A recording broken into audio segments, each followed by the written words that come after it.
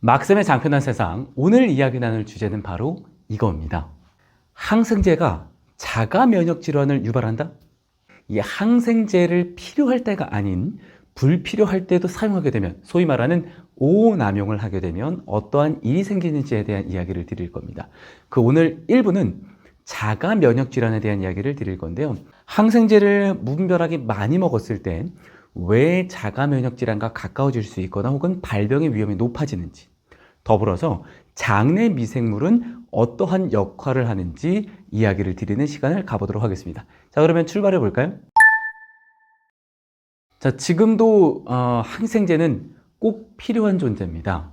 다들 잘 아시는 것처럼 항생제가 하는 일이 무엇인가요? 라고 이제 물어보면 세균을 죽이는 일 혹은 미생물을 죽이는 일을 하는 약으로 알고 계시죠? 그래서 1928년 9월에 발견이 돼서 이 항생제의 발견으로 의학에 정말 건강에 지대한 발전이 있었고, 특히나 2차 세계대전에서도 많은 군인들의 목숨을 살린 역할을 한 게 이 페니실린, 항생제라고 얘기를 할 수가 있습니다. 자, 이렇게 항생제의 좋은 점도 다들 굳이 이야기를 많이 드리지 않아도 알고 계시지만, 항생제를 오남용했을 때도 또 여러 가지 일이 생깁니다.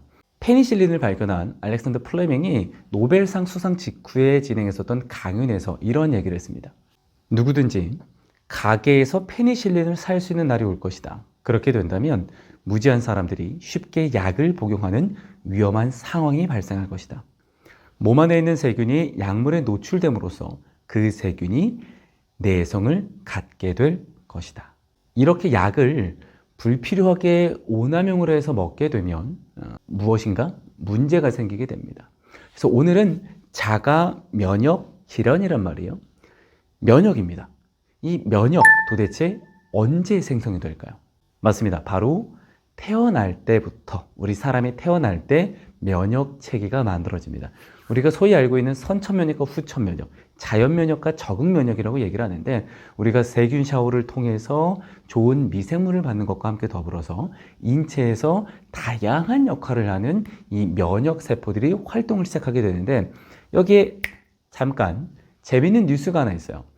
이 인체, 사람의 면역이 단 몇 개월 안에 정립이 된다라는 이런 뉴스가 나와 있는데 한번 보죠.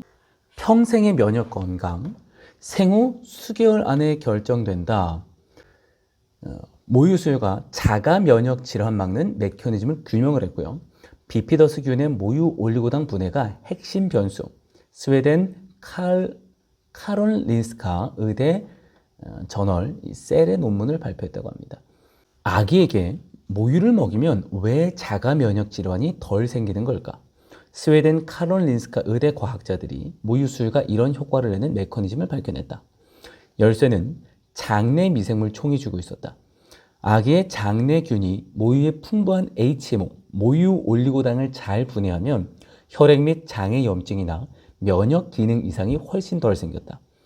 미국의 캘리포니아대 데이비드 캠퍼스, 네브래스카대, 네바대 등과 협력해 진행한 이번 연구 결과는 17일 저널 셀의 논문으로 실렸다라는 뉴스를 볼 수가 있습니다.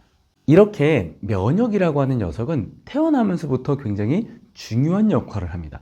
근데 얘가 조금 무너졌어, 너무 과잉 흥분 상태야 라고 얘기하면은 자가 면역 질환이라는 녀석을 만나볼 수가 있죠. 자가 면역 질환의 정의는 이렇습니다.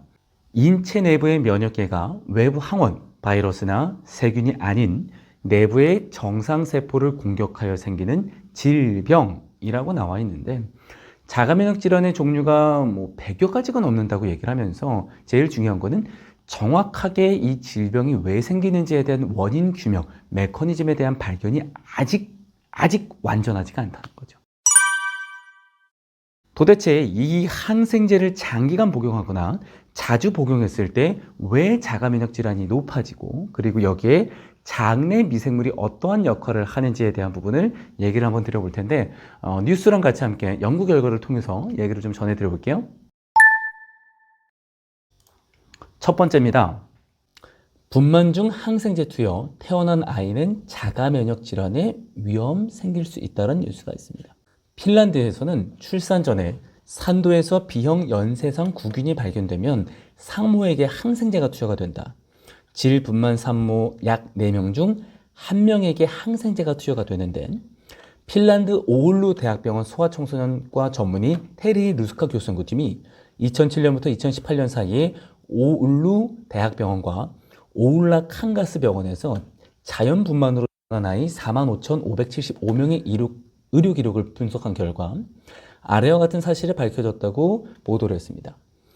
이 중 21%인 9,733명이 분만 중 항생제에 노출이 되었다고 얘기를 했고요. 분만 시에 항생제에 노출되지 않은 아이들보다 자가 면역 질환 발생률이 무려 28% 이상 높은 것으로 나타났습니다. 특히 자가 면역 질환 중에서도 일형 당뇨나 셀리악병이나 류마티스성 질환의 위험이 가장 높았다라는 뉴스를 볼 수가 있고요. 두 번째,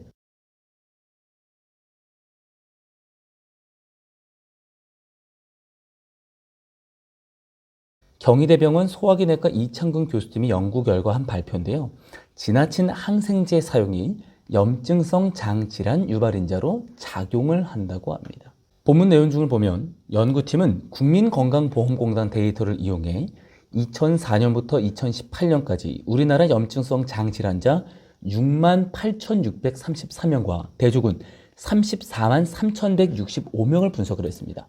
연구 결과 염증성 장질환을 진단받기 2년에서 5년 전 항생제 복용 경험에 따라 염증성 장질환 발병 위험이 약 24%나 증가했다고 합니다.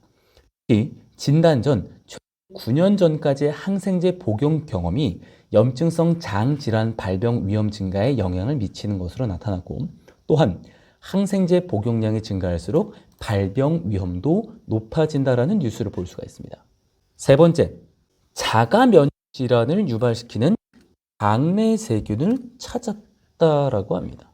본문 내용 중을 보면 쥐를 대상으로 한 이번 연구 결과 엔테로코쿠스 갈리나룸이라는 특정 장내 세균이 장을 넘어 비장과 임파절, 간으로 이동한 인체 기관에서 자가 면역 질환을 유발할 수 있는 것으로 나타났고, 연구팀이 이후 배양된 인체간 세포를 대상으로 이 같은 기전을 재현한 결과 엔테로코쿠스 갈리나룸이 자가 면역 질환을 앓는 사람의 간에서 존재하는 것으로 확인이 됐다라고 합니다.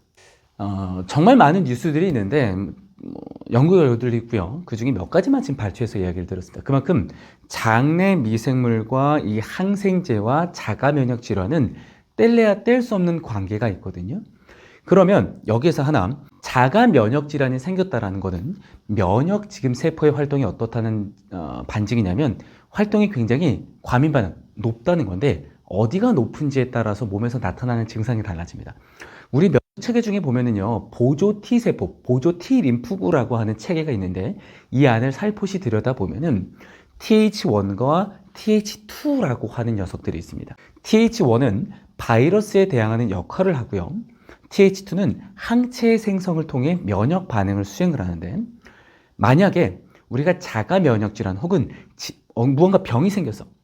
TH1이 비정상적으로 활동이 높으면 비정상 세포 분열로 인해서 암에 걸릴 수 있는 위험이 높아지고, TH2가 높으면 알레르기성 질병, 비염이나 아토피나 천식 혹은 자가 면역 질환에 노출이 될 수 있는 위험이 높아집니다. 핵심은 뭐예요? TH1과 TH2 이런 우리가 면역 세포들의 균형을 잡아줄 수 있게끔 균형이 잡혀져 있어야 하는데 그렇지를 못하다는 겁니다. 여기에 포인트 하나, 이렇게 과민 반응하는 이 면역 세포들을 조절시켜주는 흥분하지 마 라고 얘기하는 조절 T세포라고 하는 녀석이 있는데, 이 조절 T세포가 바로 장내 미생물과 직접적으로 연관이 있습니다. 한번 볼까요? 장내 미생물이 면역 체계에 어떠한 영향을 미치는가? 본문 내용 중을 보면 실험에서 연구원들은 장내 미생물에 의해 생성되는 2차 담즙산이라는 대사산물에 집중했다. 담즙산은 식이지방의 소화를 돕는다. 루덴스키 박사팀은 박테로이데스라는 그룹에 속하는 한 종류의 내장 박테리아에 연구를 집중하고 그것들이 ISO-DCA라는 특정한 담즙산을 생성하도록 조작했다.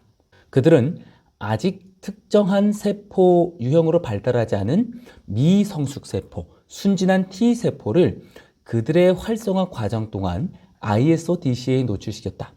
그들은 ISO-DCA가 미성숙한 T세포가 조절 T세포가 되도록 한다는 것을 발견했다라는 뉴스를 볼 수가 있습니다.